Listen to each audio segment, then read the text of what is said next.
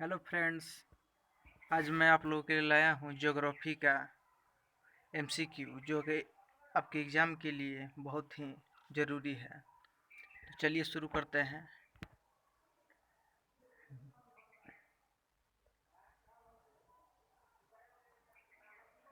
Delta का नामकरण कर्ता किसे माना जाता है? हेरोडोटस को माना जाता है दोस्तों। नेक्स्ट देखते हैं।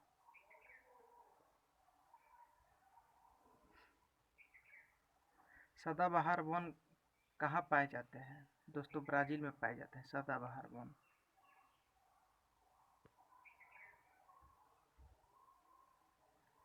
सवाना घास का मैदान कहाँ पाया जाता है? अफ्रीका में।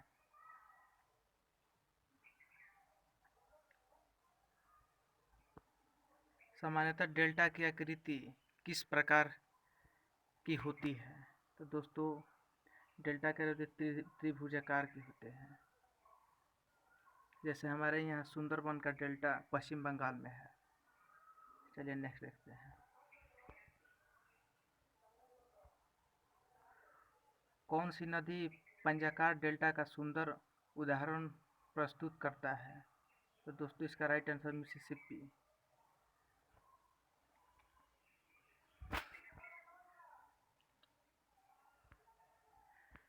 निम्नलिखित में से किस नदी का डेल्टा चिड़िया के पर जैसा है? तो इसका राइट आंसर मिसिसिपी।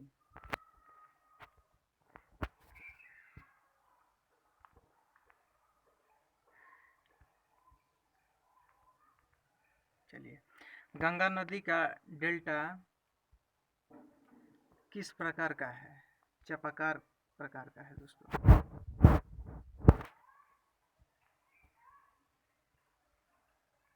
नदी द्वारा वृद्धावस्था में किस महत्वपूर्ण स्थलाकृति की रचना होती है?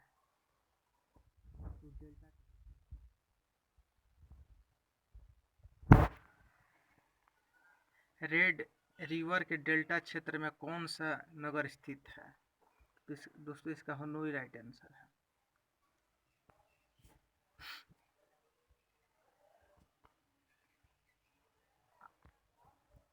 आइजोल रेखा द्वारा प्रदर्शित किया जाता है समान धूप की रेखा का। मानचित्र में वे रेखाएं जहां दाब सम हो कहलाती है दोस्तों, उसको हम कहते हैं समदाब रेखाएं।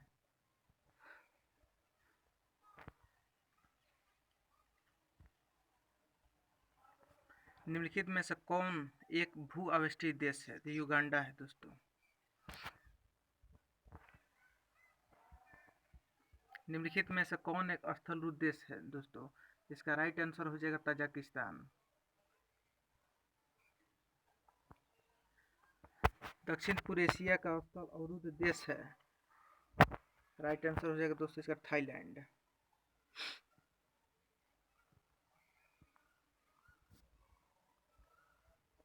निम्नलिखित देशों में कौन सा एक स्थलरूप देश है?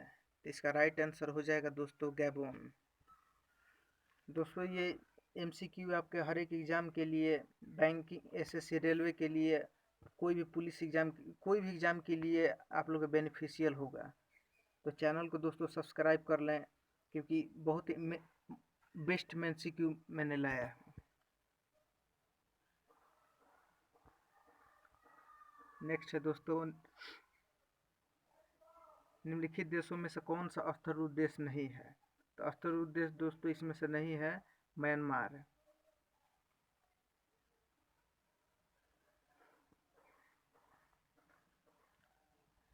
निम्न देशों में से कौन सा स्थलरूप देश है? तो पेरू है।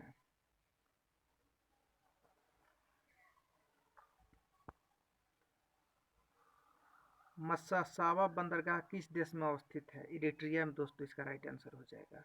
मस्सासावा बंदरगाह इरिट्रिया देश में है।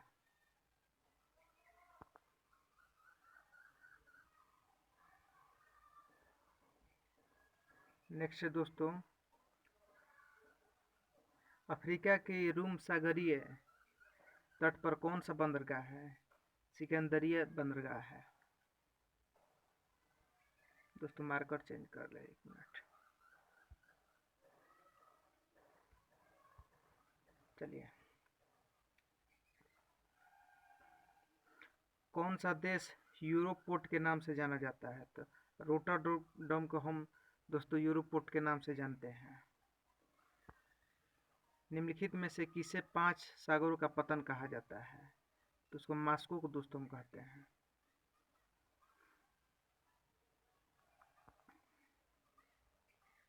नेक्स्ट है दोस्तों,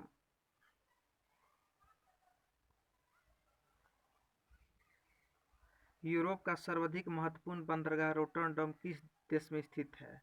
नीदरलैंड में दोस्तों।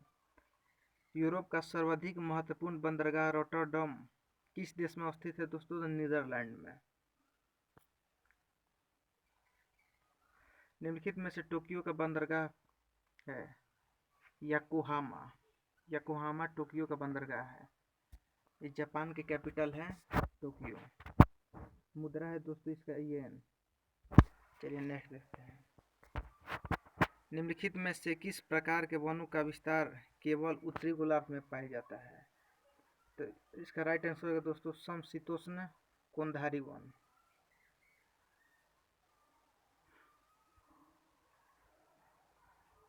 नेक्स्ट है दोस्तों, साइबेरिया क्षेत्र में समशीतोष्ण कोणधारी वन को किस नाम से जाना जाता है? तो टाइगा के नाम से जानते हैं दोस्तों। साइबेरिया क्षेत्र में समशीतोष्ण कोणधारी वन को हम टाइगा वन के नाम से जानते हैं।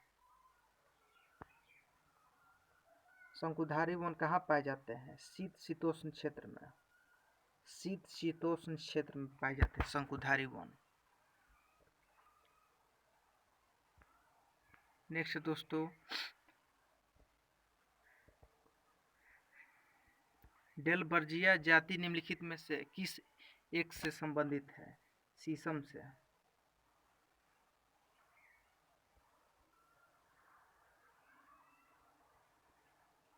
भूमध्य रेखा के निकट किस तरह के वन पाए जाते हैं? उष्णकटिबंधीय दोस्तों, क्योंकि वहाँ पर सालों भर सूर्य का प्रकाश जाता है, वहीं पर सबसे ज़्यादा बारिश होता है भूमध्य रेखा पर। नेक्स्ट है दोस्तों, किस देश को चारागाह का वेल्ड कहा जाता है? तो वो है दोस्तों दक्षिण अफ्रीका। चारागाह का वेल्ड कहा जाता है। निम्नलिखित में से कौन उष्णकटिबंधीय घास भूमि है? तलानोस हो जाएगा दोस्तों इसका राइट आंसर। नेक्स्ट देते हैं दोस्तों,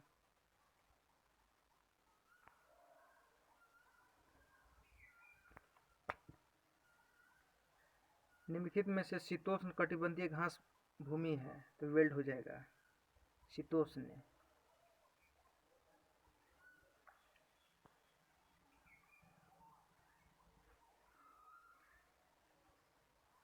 कनाडा के मध्य अक्षांशीय घास के मैदान को कहते हैं दोस्तों प्रेयरी।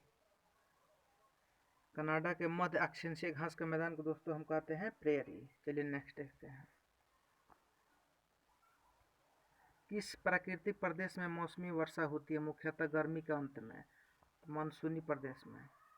मानसूनी प्रदेश में दोस्तों गर्मी के अंत में वर्षा होती है, मानसूनी होती है।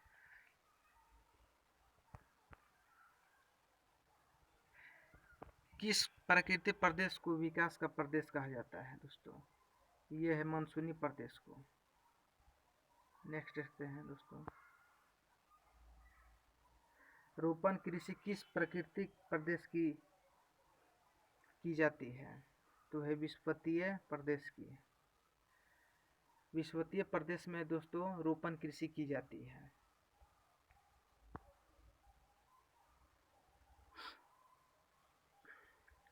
मानसूनी प्रदेश का अधिकांश निवासियों के जीवन का मुख्य आधार क्या है? कृषि दोस्तों।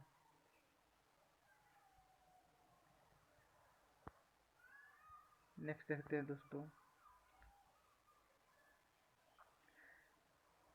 किस प्राकृतिक प्रदेश की गर्मी की ऋतु में सूर्य कभी अस्त नहीं होता? तो है दोस्तों इसका राइट आंसर है टुंडा प्रदेश में।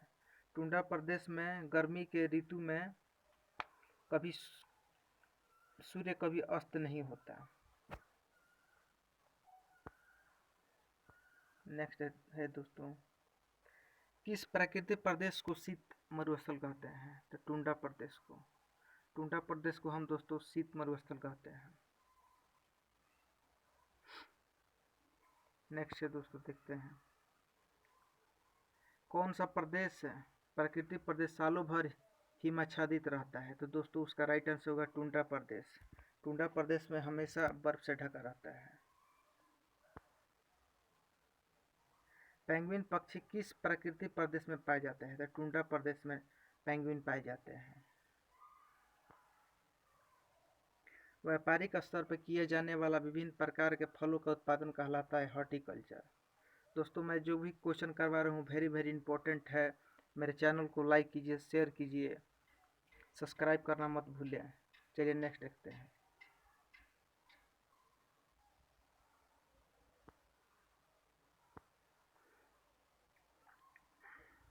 बागानी कृषि व्यापक है। कैलिफोर्निया में दोस्तों ज़्यादा होता है बागानी कृषि।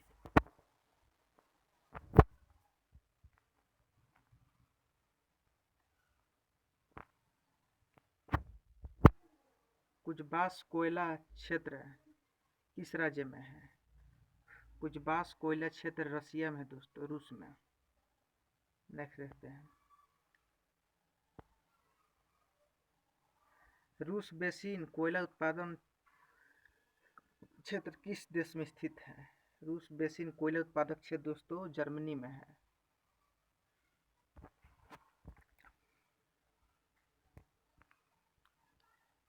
ढाका प्राचीन काल में किस लिए प्रसिद्ध था दोस्तों। तो मलमल के लिए था दोस्तों।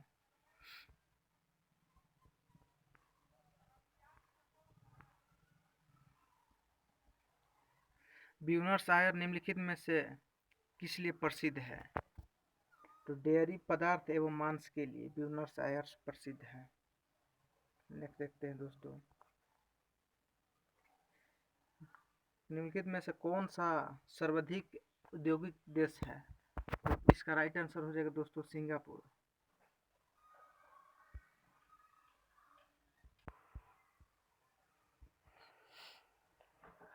नेक्स्ट है दोस्तों, आंतरिक जल यातायात हेतु सबसे उपयुक्त एवं महत्वपूर्ण नदी है दोस्तों राइन नदी। नेक्स्ट है दोस्तों, देखते हैं